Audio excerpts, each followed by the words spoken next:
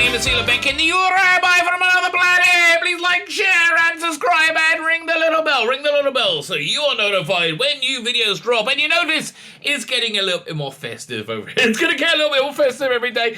I can't find my decorations. That's really the bottom line. I'm like, these are the few bits and pieces I found. I'm sure we got fairy lights somewhere I'll put up next week. If not, I will endeavor to buy some new ones. But anyway, I digress. I saw Spider-Man No Way Home last night, and I was somewhat amazed.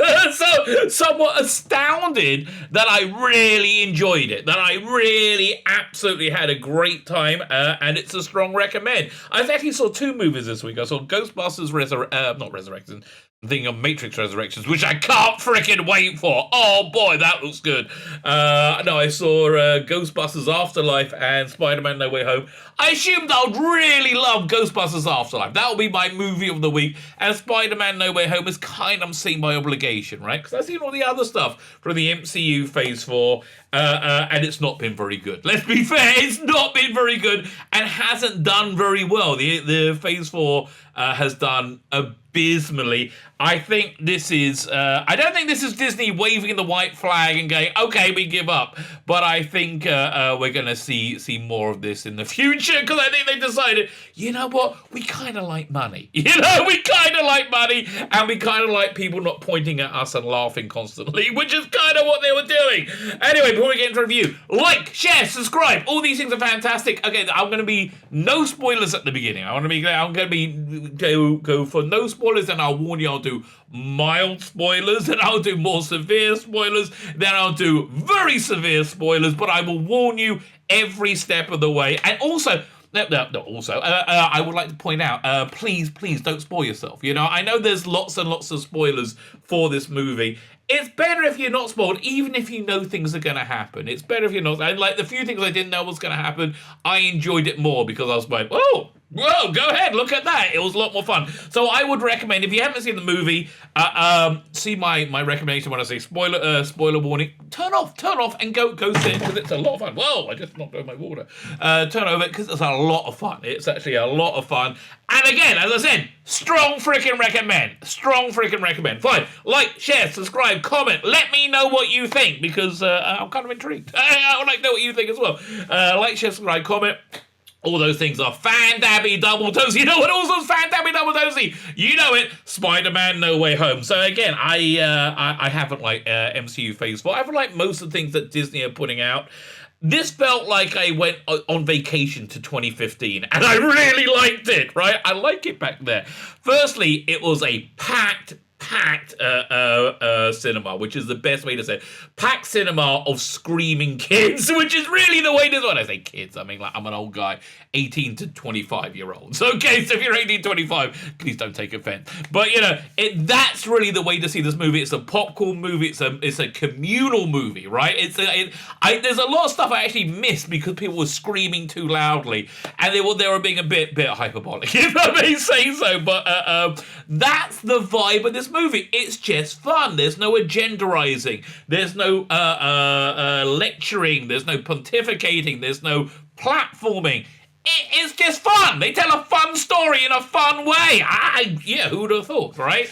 And it worked, and it absolutely worked. So, is this the way forward for the MCU? I would like to hope so. Probably not. I looked forward to see what other movies are coming out. There's essentially, okay, this is not a spoiler. There are two after credit scenes. Later on, I will tell you what they are, and that's the super spoilers at the end. Actually, I'm going to tell you right now, but it's not a spoiler. The last one, the second one, right after, which you got to wait right in the titles, is essentially a trailer for Doctor Strange. The whatever of madness looks pretty good. So that one I'm going to see. I'm going to see it on the strength of this movie. Thor: Love and Thunder, which was, oh, no way. I'm actually going, well, let's see what they've got to put out first. If the trailers look good, I will go and see that. I can't imagine I'm seeing the Marvels or Wakanda Forever. Especially as they fired, was it Letitia, whatever it is, who was actually pretty good in that first movie, but I probably wasn't going to see it anywhere. I think they need the, what's the name of the guy? Chadwick Boseman, who played Black Panther. Having said that, I think one of the Black Panther is one of the best MCU movies. It's really in the top tier. As is this one, right? As is this one. But just forget everything you've seen on Disney Plus. In fact, you don't really need to have seen. This is the other great thing. You don't really need to have seen anything else. You've got to have a vague, normie understanding of Spider-Man and the MCU. So one of the reasons why I think I like this movie is because I'm not a super fan of Marvel. I'm not of Marvel comics. I didn't really grow up. I grew up reading 2000 AD. I'm not really a super fan of Spider. I got into it with the MCU, right? I like the Michael Bendis run on what was it Miles Morales Spider-Man.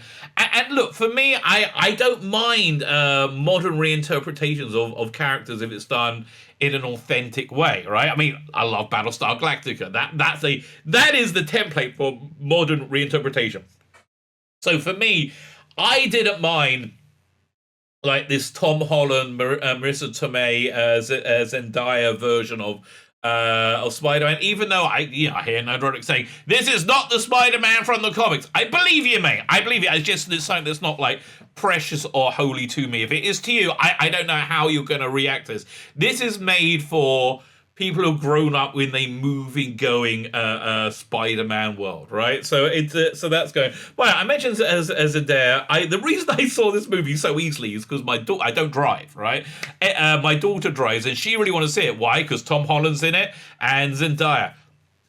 I'm an old man, okay? I'm an old man. I have no idea why these kids like Zendaya. I saw her in Dune. I thought she was okay in that. I thought she was okay. She's so ordinary. Right? She is so not glamorous. She doesn't seem particularly talented. I don't get it. I don't get it at all. She doesn't like piss me off, but like I don't get it. Why the kids love her? The kids love her. They also love Tom Holland. Tom Holland I can understand because he's very charismatic, and I feel Zendaya much more than Zendaya. So anyway, so this carries on from Spider-Man Far From Home, right? Which I didn't like. I thought Spider-Man, I think, really needs to be in like street level, like New York, like Brooklyn, if that's where he's from, right? I mean that stuff I really. So as I was saying, I kind of like reinterpretations of it. So for me, presenting Spider-Man as a kid in school seems very organic to what Spider-Man is. In fact, something I would absolutely adore is if anybody did a comic. I might do this, right? This is one of the many ideas I have going on in my head. Would do a comic book set in the year it came out. What is it, 64, 63? So and make it with modern sensibilities, storytelling, not insane preaching. I'm saying like more fleshed out storytelling. So it'll be kind of like Mad Men. I'll see what's young Peter Parker was like in the 60s, right? That would be fascinating. So, by anyway, transposing him to the 2020s or 2015, whatever, and putting him in school. All this seemed very, very organic and core to what Spider-Man is, right? And like a kid with superpowers who's very, very good-natured and a very, very good kid. He's essentially Carl Rittenhouse with webs instead of a gun, right? So that's essentially who the character is. And I like the character. He's very, very personal. I like the Marissa Tomei take on Aunt May. So anyway, so this carries on from Spider-Man, was it Far From Home, and we've seen all the trailers. We're dealing with the fallout of him being outed by J.K. Simmons as J. Jonah Jameson, who is clearly what's it called, InfoWars guy, Alec. Oh, I can't remember his name. But yeah, it's clearly meant to be him. Which again, I think is an interesting take on the idea. I really do. I honestly, if you're going to do a Superman story today, I would like to see Lois Lane be like a YouTuber, right? Be like a Tim Paul. I think because that's where real journalism goes on now, like a project. Was it Veritas, right? That would be Perry White, right? So I like these modern reinterpretations, and so what this movie really leans into is variations on a theme, different interpretations of this classic of this classic Spider-Man, because we all know it's a multiverse story, and Doctor Strange, he goes to Doctor Strange to make everybody forget that he's Spider-Man, and the spell goes wrong, and it pulls in people from other universes, so you get to see the other villains, right? before we get into spoilers, let's just talk about the movie as a movie. So this is why I'm really happy with it. It is actually a movie. It's not just popcorn excitement explosions, which is very good. They do that very, very well, and the set pieces are great. But there's a real emotional resonance to a lot of this. There's a real emotional arc to this movie for many of the characters, right? And characters that you absolutely care about. Things happen that surprise you, that you went, wow, I did not think they would do that. And there's a lot of braveness with this, which is, again, why I'm really enjoying it. But mainly why I enjoyed it, because I was in a room of screaming people who absolutely adored it for good bloody reason, right? Because they just made good entertainment. All the performances are great. Jon Favreau is great. Jon Favreau could use to go on diet if he wants to stay in front of the camera. I would suggest Jon Favreau is great. Was it William Dafoe is in it. Standout really goes to Alfred Molina as Dr. Octopus, who I love Spider-Man too, right? I absolutely adore Spider-Man. It's one of my all-time favorite superhero movies, and he's absolutely fantastic. I love Alfred Molina. He's one, I wouldn't mind seeing him as Tevye on Fiddle on the Roof, which is a role he's reasonably famous for. So I think that really worked. Fine. Let's start getting into the spoilers. So if you don't want to be spoiled about anything, turn off now. Go see the movie, right? Go see the movie. Go see it with friends. Go see it with your family. It's a communal experience, and I hope you enjoy it. Fine, spoilers. So you have been warned. Everybody's in it. Everybody. So the about an hour into it's a long movie. It's about 2.5 hours long. About an hour and a half into it, yes, we do get to see the other Spider-Man. We see what's his name? The one beforehand, the one who was in Doctor Who. What's his damn name? The one who said, "Oh, can't you just make a cake?" Oh, what's his damn name? Anyway, you know the guy. You know the other guy as well. Tobey Maguire and whoever the other guy was. You know who they are. And they're very good. They're actually very good. They when they bring, although again, the screaming was so loud when they brought them in, but they work together really well. Tobey Maguire looks a bit weird now, right? He is what's a good 15, 20 years later, and he looks older.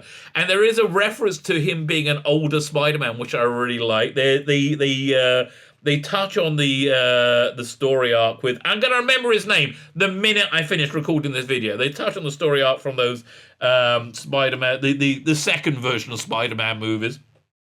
And you get like a real resolution for that character, for some trauma that he went to. This is still the minor spoil, the mild spoilers. It has a very good idea behind it, right? They don't just get all these characters dumped them together and go, yeah, go play. No, it actually has some intelligence behind the plot, which really kind of works. I've seen people have been kind of annoyed how the kids, Tom Holland, Ned, and Zendaya kind of talk down to Dr. Octopus. Kind of works. The kids liked it. It kind of works. This is not for old comic book fans. This is a family movie. A family movie, and so you've got to appeal to everyone, which I think it does. I really think it succeeds. Yes, we do see Daredevil. We see Matt Murdock. Again, can't remember his name, but I did like Daredevil, and he was very good in this. He wasn't daredeviling, right? You just somebody at one point throws something and he catches it impossibly, and it was like, wow. But that's it. But I do hope they bring him more into the MCU. They kind of rehabilitate Lizard a bit as well from, again, can't remember his name, those Spider-Man movies.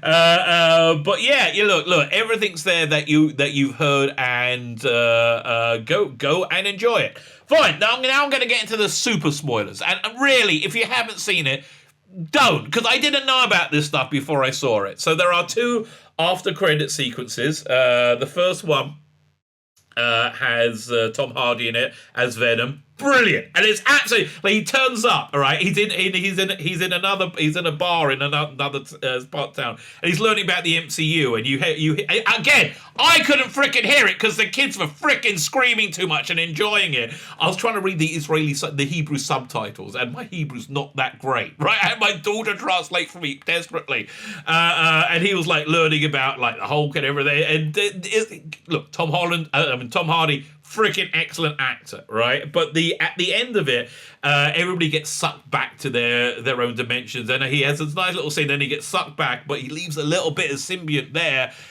Venoms are coming, baby. Venoms are coming. And the second after credit sequence is essentially a extended trailer for Doctor Strange, which I'm gonna see that. And listen, kids, don't do drugs, but if you do drugs, that's the movie to do it for. 100%. From judging from that trailer, 100%. That would be the movie to do it for. Don't do drugs, kids, no matter how much fun they are. Fine. Super duper spoilers. So this movie essentially resets Spider-Man. You know, it makes the 3 Spider-Man movies an arc, and it does a very traditional comic booky thing of essentially rebooting the character into a new world, right? Into a new life. I'm not going to get super duper spoilers to tell you how they're going to do it, but essentially, it's a whole new Spider-Man at the end. It's a bit of a downer, right? It's a bit of a downer how he gets there, but at the end he's off swinging away, and he's like, yay! And he's got a new costume, and it's like just resets everything and makes it a lot more fun, right? In my opinion. So is there anything else I can think to comment on? Not really, other than saying it shocked me how much I like this movie. It genuinely shocked me how entertaining it was. I think I'm going to put you will know this if I have done. I think I'm going to put on the thumbnail. It made me feel like it was 2015 again, because that's the truth. It did make me feel like it's 2015 again. So good news all around. Go enjoy it. Does this mean the MCU is safe? No. Look, I just saw another story about Disney doing an awful. Extreme feminist version of Snow White. If you're very concerned about skin color, Snow White may not be the thing you want to go into, right? But so I don't think Disney MCU is safe. I just think this is what I think happened. I thought they thought they'll bring people on board with Shang-Chi and all the other stuff, but they will bring everybody together. They'll get some resistance. I don't think they thought they'd get anywhere near the resistance they got with the Phase 4. But this was made way before anything aired, so I don't think it was a reaction to any of the metrics, right? But I just think we're going to get a few like this. But for me, listen, the MCU has gone from being something where I got to see every single movie to ones where they're skippable. This one wasn't skippable, and again, you don't need to know any of the bollocks from Loki or WandaVision or Hawkeye. This kind of just forget all of that stuff, and this movie totally does. It's all about just entertaining you. I think that I think it's Sony's influence as well. I think Sony very much wants Spider-Man to be successful and make money. Sony likes money, right? Sony likes money, and I think that was the thing that might have swung it. So there you go. Good news all round. Strong recommend. My name's Tzvi Lebetkin, the Rabbi from another planet. Please like, share, and subscribe, and ring the little bell. Ring the little bell so you are notified when new videos drop.